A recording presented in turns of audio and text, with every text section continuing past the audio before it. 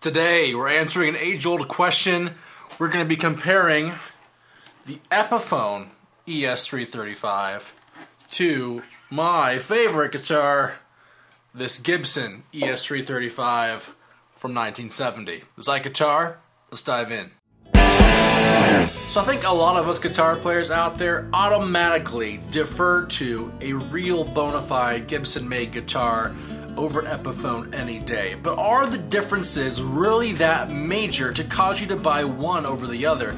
Obviously, the Epiphone's going to be a little cheaper. It's going to be about $600. It's made in China with Chinese-made parts. But the Gibson is running you about $6,000 for this particular model of Gibson, but it's all American parts. It's made from the 1970s. It's an incredible guitar. So when we're picking one for the road, we're picking one to play for our gigs, which one will take precedence? And in my opinion, you have to really manage your expectations with the cost-benefit ratio of, I might be getting a cheaper guitar, but it's cheaper, and it sounds 80% there compared to a guitar that's maybe $5,000 more, and it gets you 100% there. It just depends on your personal tastes and preferences, and today I'm going to show you guys how my two guitars compare and what they sound like. That's what's most important, right? Alright, so let's go over kind of the specs of each guitar. I think that's really important. I'm going to start off with the Epiphone here. So the Epiphone ES-335 is an Inspired by Gibson line guitar. The Inspired by Gibson line is essentially a middle to high level of Chinese-made manufactured guitars that kind of meet the general consensus of Gibson's tried and true styles and designs. Now, we've had ES-335 style guitars before by Epiphone. We had the ES-335 Pro, big old Epiphone on the pickguard, and it had a lot of features that didn't quite scratch the itch for 335 lovers, only because we wanted a tried and true 335. Well, this 335, the Inspired by Gibson line, is pretty much to spec of the golden era of traditional Gibson 335 guitars. We're talking 1958 to 1964. This guitar is going to have that 1 11/16 nut width, that bigger nut width that allows more spacing from the strings that people love to see in a traditional 335. We've got traditional Gibson Classic Deluxe tuners, but they're Epiphone Deluxe tuners on this one. We've got a nice rounded C, pretty thicker neck, not super duper thick, but it's thicker than normal. We've got dot inlays from that classic 1958 time period, and we've got the equivalent of 57 classics in the bridge here, the Epiphone version. And the minor things we wouldn't think about are still kind of period true. We've got a stop tail bridge, pretty big deal to have a stop tail bridge in your 335. We've got a normal size pickguard with no giant E on it. And we've got things like this orange sticker in the cavity. These things make a 335 a 335. And I think for anybody wanting a 335 guitar, this Epiphone is a great deal without having to spend $3 or $4 grand on a modern Gibson model. But let's talk about this 1970 335. Obviously, we began the Norland era in 1970 when Norland acquired Gibson. You're going to see a little bit of a variety from traditional 1958 to 64 335s. One, the horns are a bit sharper, right? We don't have the Mickey Mouse horns on this guitar. We've got patent number pickups instead of patent applied 4 pickups.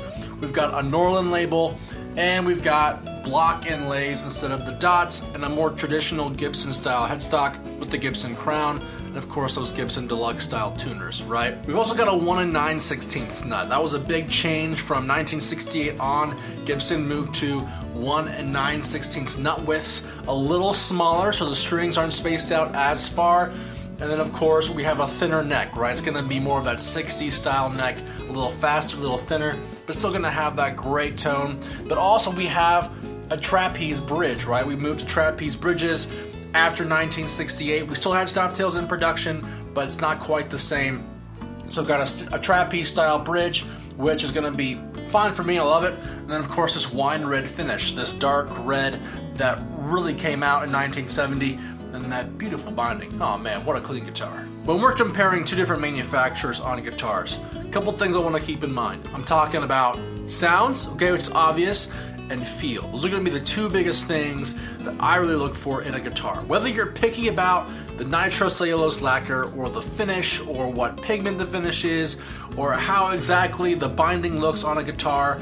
To me, that's a bit more cursory, right? Not that it's not important, but when I'm looking at guitars and I'm playing them on the road, I'm not going to be looking at the binding and thinking, man, that binding looks really bad from like 150 feet away on stage. No, like I'm looking for playability, I'm looking for feel, and I'm looking for how good does this guitar sound and does it compare to similar guitars in that genre. So let's play this 335 a little bit here. So I'm going to be doing just a clean sound for now. We're going to go to overdrive a little down the road. I think every guitar needs to be compared with clean sounds, traditional clean sounds, as well as an overdrive sound.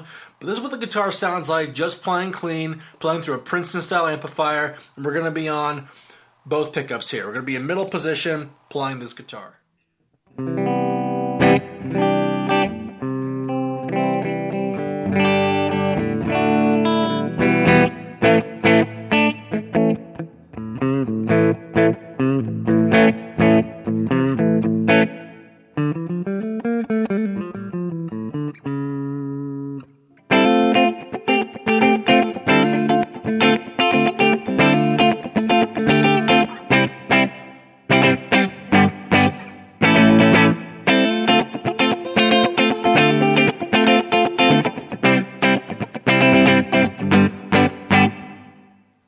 So it sounds pretty good to me. I mean, I like the sound of that guitar.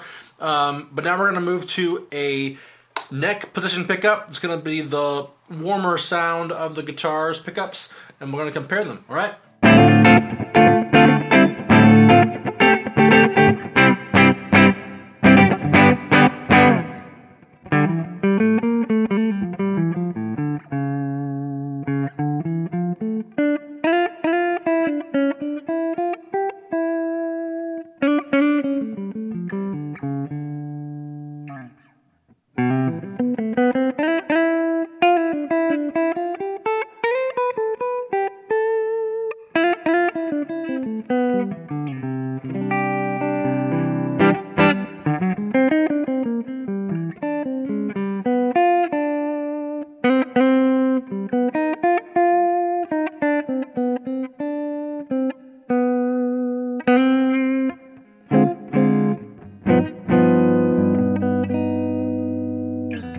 Now we're going to play bridge position. It's going to be the hotter of the two pickups.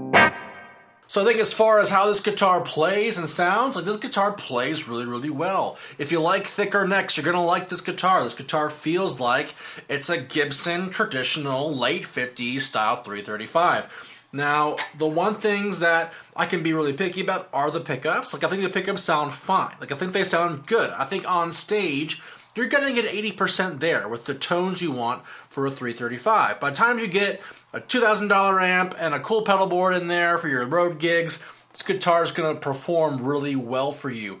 And you're not taking a vintage guitar on the road, which is a huge deal. I don't want to take my $6,000 335 on the road with me. This will work just fine. The neck feels great, the guitar feels good, and it feels like it was set up well. As far as like looks and things, this guitar looks fine. Like I like the way the binding looks. They did a good job on the binding. They did a good job meeting all these specs and requirements. The sunburst looks really cool. I mean, you can't get this for less than $3,000 if you want the American counterpart. And to me, this guitar feels and plays really great. I easily give it an 8 out of 10.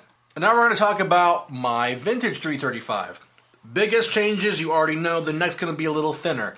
The horns are a little sharper. This guitar is a lot older, 50 years old, okay? But listen to the resonance on this guitar.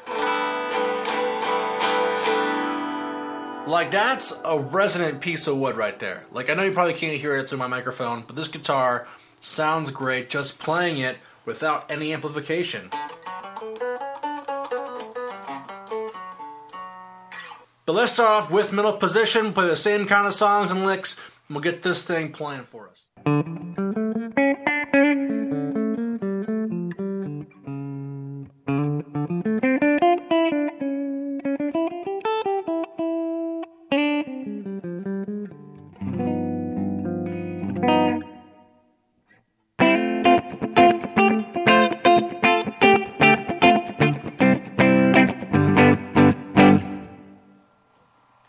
Yeah, this guitar sounds great, and it feels great, and it plays great. And the biggest difference I have with playing this guitar is the guitar's thinner neck and feel make it seem like I play a little bit faster. But for a lot of 335 players, that may not be what you're looking for, right? You want the chunky neck, you want all that. So, I love the sound of this. Let's play through our neck position now and get those nice, super warm sounds.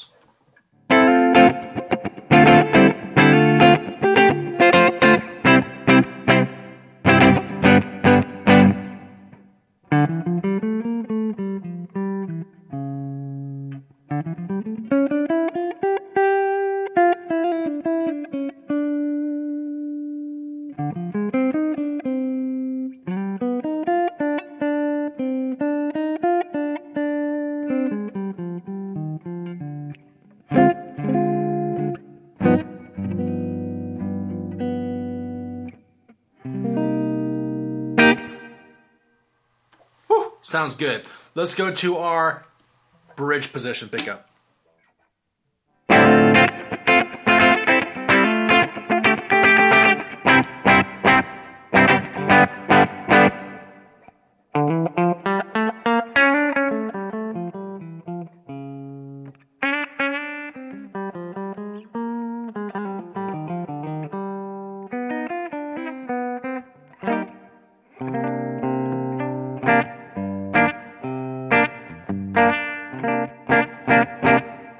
Alright, so I love the way this guitar plays and feels. This guitar feels a little smaller in the hands, obviously, but it's a lot more resonant than the Epiphone guitar, and I really just love how this guitar makes me want to play. Like, this guitar adds a little bit of nuance to my playing that, I don't know, I kind of noticed it when I was playing my licks versus the last guitar.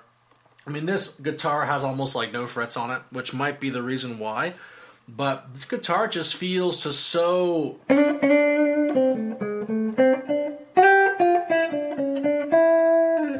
There's so much more nuance there, so much more dynamic response in this guitar than compared to my Epiphone. And that can be for a lot of reasons why. I'm not going to harp on those reasons in this video, but I do like this guitar. But would I ever take this guitar on the road? Like, absolutely not. Like, I wouldn't, unless I was playing for an A-list gig, I was touring with, you know, Carrie Underwood or George Benson or any of these other big name artists. Like, I'm not going to be taking out this guitar on the road with me for just some divey country bar gig I want to play, right? This guitar is meant to be in my recording wheelhouse, right? I can use this guitar on any track I want, and it feels great in the hands, but you know, there's a difference there between how a guitar makes me want to play it and whether I can take this out on the road or not. And for me, it's not enough of a change that I'm like, I have to adapt. Like, I will have to take this out on the road because I won't play the same. I can play similar things if I'm very cognizant of that with my Epiphone. But this guitar does sound really great. But we can't just sit on clean tones. Let's play some overdrive tones, see how these guitars react to overdrive. That is really important. This one, I've just got a booster into a tube screamer. So it is going to be a little ripping and roaring, but it should get the effect we want, you know?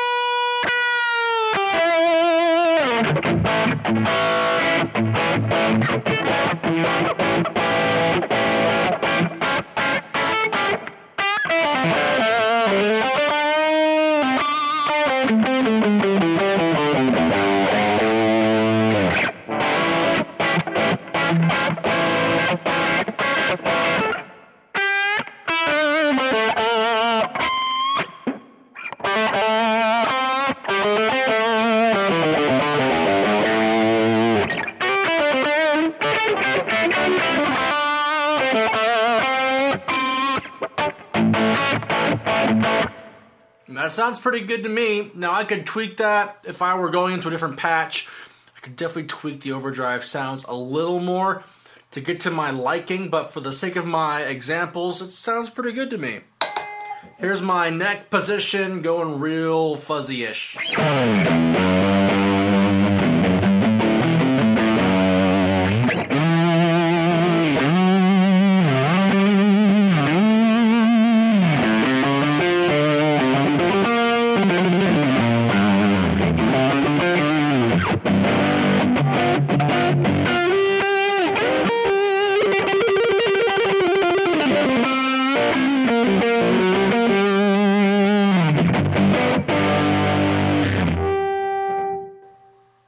Nice, very nice. Okay, now let's play a 335 from the 1970s. All right, we'll start off in the middle. I'll go to the bridge, then we'll go to the neck, all right?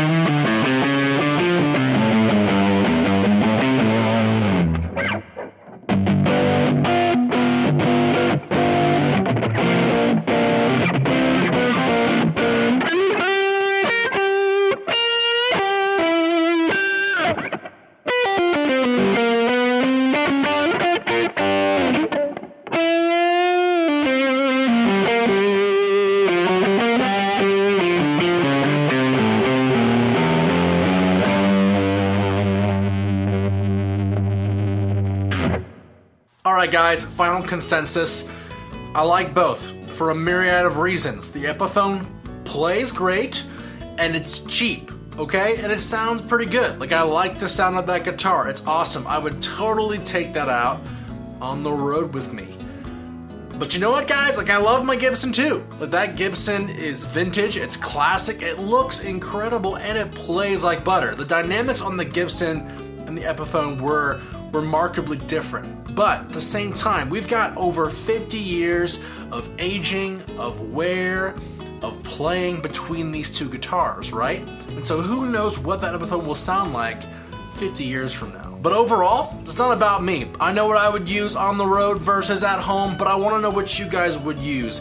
Would you all prefer to use an Epiphone guitar over the Gibson, or would you like to have both and just pick between the two? I don't know. But guys, if you liked the video, please consider subscribing. I make videos all the time. I hope you guys like this video. It's a lot of fun. If you want to check out a more detailed review on the 1970 Gibson or the Epiphone, I have links to those videos in the description below. All recent acquirings by me. A lot of fun to have these guitars in the studio for now. Can't wait until I can trade that Epiphone for some more, because I'll be honest, don't need to. Guys, have a good one. Thanks for watching. We'll see you next time on IkeGuitar.